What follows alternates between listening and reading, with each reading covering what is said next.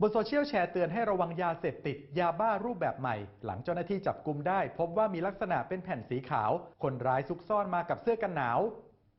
ชัวร์เหรอ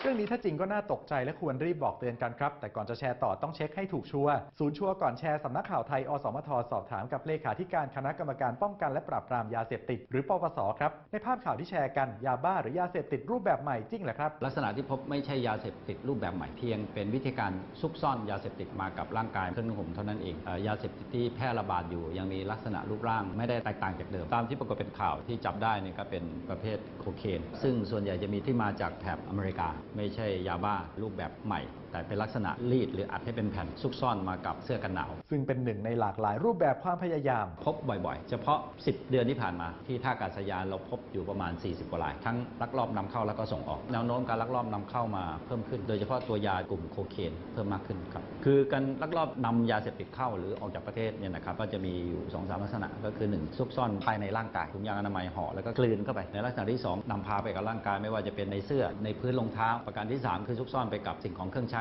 อาจจะอยู่ในกระป๋องขวดหรือว่าตลับเครื่องสำอางการสังเกตสิ่งเสพติดด้วยตาเปล่านั้นบางทีก็ยากบางทีก็ง่ายครับด้วยตาเปล่าเนี่ยนะครับไม่สามารถแยกแยะได้ยกเว้นแต่เป็นลักษณะชัดเจนที่เราเห็นอย่างยาบ้าแต่ก็บางทีไม่แน่นะครับเราเจอหลายกรณีที่ภายนอกเป็นเม็ดยาบ้าแต่ว่าปรากฏว่าไม่มีสารเสพติดเลยเป็นยาบ้าปลอมเพื่อจะหลอกผู้เสพแต่พวกที่เป็นผงนี่แยกยากหน่อยกรณีที่เป็นสารสังเคราะห์ที่เป็นผงสีขาวนะมองด้วยตาเปล่าเนี่ยบางทีจะไม่สามารถบอกได้ว่าเป็นยาเสพติดประเภทไหนที่เคยเห็นในหนังเจ้าหน้าที่จะใช้นิ้วแตะสารมาชิมเพื่อพิสูจน์ใช่ไหมครับไม่ครับอันตรายมากเพราะว่าบางทีมันอาจจะมีสารซึ่งทำให้ถึงแก่ชีวิตได้ฉะนั้นเจ้าหน้าที่จะไม่ชิมยาเสพติดที่มีการจับได้ว่าเป็นยาเสพติดหรือเปล่าแต่จะใช้ชุดตรวจเบื้องต้นเกิดปฏิกิริยาแล้วออกมาเป็นสีอะไรเพื่อที่จะตั้งข้อหาเป็นการครอบครองจำหน่ายยาเสพติดประเภทไหนครับเลขาธิการปปสแนะนำการสังเกตสำหรับพ่อแม่ผู้ปกครองดังนี้ครับเราพบว่ามีเด็กเยาวชนส่วนหนึ่งเนี่ยใช้ยาควบคุมยาอันตรายมันมีผลต่อจิตของเด็กและเยาวชนอันนี้ยากกว่าแต่ถ้าเป็นยาเสพติดเราเห็นเม็ดยาบ้าเราจะตอบได้ว่ายาบ้า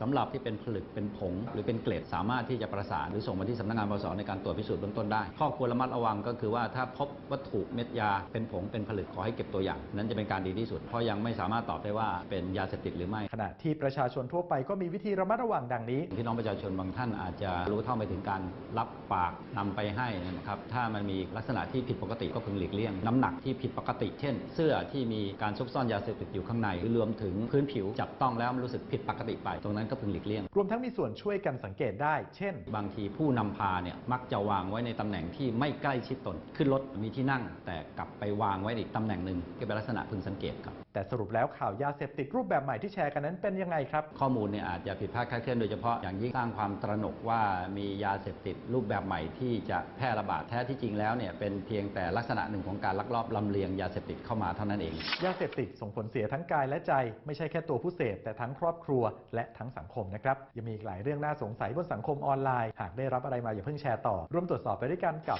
ชัวร์ก่อนแชร์เช็คให้ชัวร์ก่อนที่จะแชร์มันตรวจสอบบ่อยๆนะครับสนับสนุนโดยกองทุนพัฒนาสื่อปลอดภัยและสร้างสรรค์